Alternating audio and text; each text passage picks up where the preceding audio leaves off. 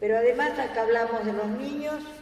y no escuchamos a los niños. Resulta que, como yo les dije, en el planeta entero se están movilizando los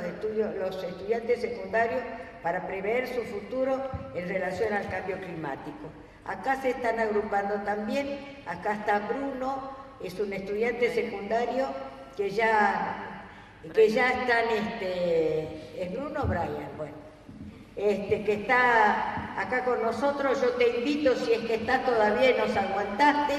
a que nos contés, porque ha habido una marcha el 24 de mayo en defensa del planeta. Acá está, bienvenido, contale a la gente qué están haciendo los estudiantes secundarios para defender la vida. Bueno, primero que nada, muchas gracias por la invitación a este panel, que realmente es muy enriquecedor y pudimos aprender acerca de todos los expositores y expositoras. Actualmente formo parte de un movimiento social y político que se llama Jóvenes por el Clima Argentina, que vendría a ser la sede argentina del movimiento internacional que se impulsó en primera instancia en Europa, gracias a las huelgas generales que se dieron por parte del movimiento estudiantil, faltando todos los viernes a sus colegios para poder ir a protestar enfrente de las puertas de sus parlamentos. Y nosotros y nosotras nos constituimos como una organización, como un movimiento ecologista hace muy poco tiempo, hace como 3 meses, primero con el objetivo a corto plazo de sumar a la Argentina a las grandes movilizaciones que tenían fechas específicas que se estaban dando a nivel internacional. La primera oportunidad fue el 15 de marzo, en donde más de 1.4 millones de jóvenes se movilizaron alrededor del mundo, y en Argentina pudimos organizar la primera movilización en contra del cambio climático encabezada plenamente por jóvenes, en donde asistieron cerca de 5.000 manifestantes activos. Y no solamente teníamos el objetivo de movilizarnos en las calles, ese sí fue el primer objetivo por cómo se estaba gestando a nivel global la movida,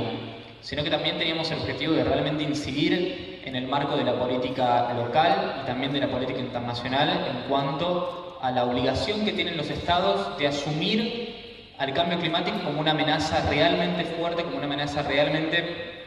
grave que está afectando principalmente a los miembros de nuestra generación. Presentamos un petitorio con reivindicaciones muy específicas y realmente muy básicas, como por ejemplo el cumplimiento de la legislación vigente en materia de protección ambiental y la declaración del estado de emergencia climática, ecológica y ambiental de Argentina.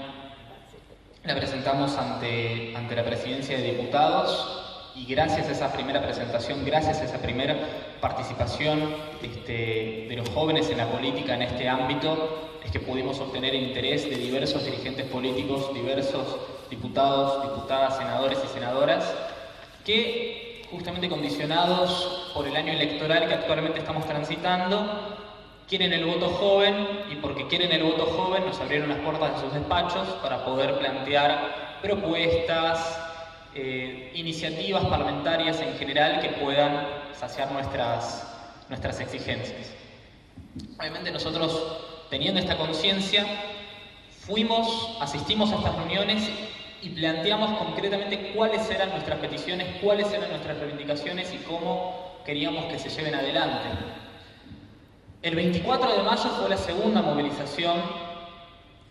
en donde antes de darse el horario de convocatoria general para ir a manifestarse en las calles, 2 horas antes, a las 3 de la tarde, en el Salón Blanco del Congreso, después de un trabajo de semanas, un trabajo territorial y un trabajo de asambleas permanentes entre compañeros y compañeras, pudimos desarrollar un primer proyecto de ley que plantee el primer punto de las reivindicaciones que presentamos el 15 de marzo, que era la declaración del estado de emergencia climática. No como mero acto enunciativo, sino también como un primer paso hacia una serie de políticas públicas que planteen el desarrollo de la industria nacional desde un enfoque sustentable, y también planteando la inclusión en la discusión acerca de la crisis climática de actores sociales y políticos que históricamente quedaron completamente apartados del trabajo que actualmente se está desarrollando en materia de agendas ambientales en los organismos estatales que están trabajando concretamente estos temas. Por ejemplo, la Dirección Nacional de Cambio Climático, por ejemplo, el COFEMA, que trabaja más federalmente la cuestión. ¿Cuáles son esos sujetos específicamente? Pueblos originarios por un lado, con quienes tuvimos la oportunidad de reunirnos, quienes son desplazados y reprimidos permanentemente a la hora de defender sus territorios, quienes son los que se plantan ante las topadoras y terminan arriesgando sus vidas, y quienes no forman parte de estos organismos estatales que les mencioné, como también la comunidad científica y el tercer sector, que solamente son invitados a colaborar en la elaboración de políticas públicas, solamente en reuniones extendidas del Gabinete Nacional de Cambio Climático o mismo a la Dirección Nacional de Cambio Climático. Entonces este problema no le pertenece, no es que ha flaqueado solamente un gobierno en particular, sino que directamente la estructura del Estado se encargó de ser indiferente, se encargó de llevar adelante, de motorizar una desidia que realmente nosotros venimos a denunciar. Y esto también confronta un montón de paradigmas culturales que se tienen a la hora de debatir acerca de la militancia ambiental, la militancia en contra del cambio climático y la inclusión de los jóvenes como sujeto político que viene a irrumpir en el escenario de la discusión. Porque actualmente, cuando hablamos de medio ambiente, de agendas ambientales y de militancia propiamente dicha ambiental, vemos que las organizaciones que componen la sociedad civil en este tema muchas veces con buenas intenciones promueven que modifiquemos nuestras conductas alimenticias, háganse veganos y el problema se soluciona,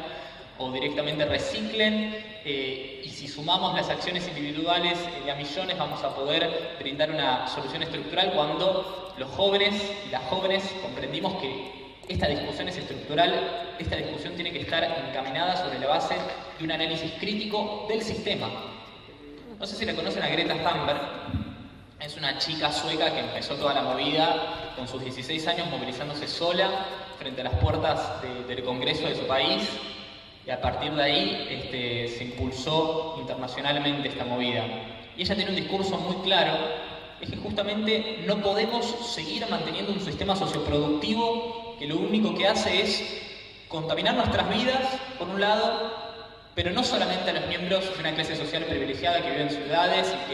y que se ve afectada, por ejemplo, por el smog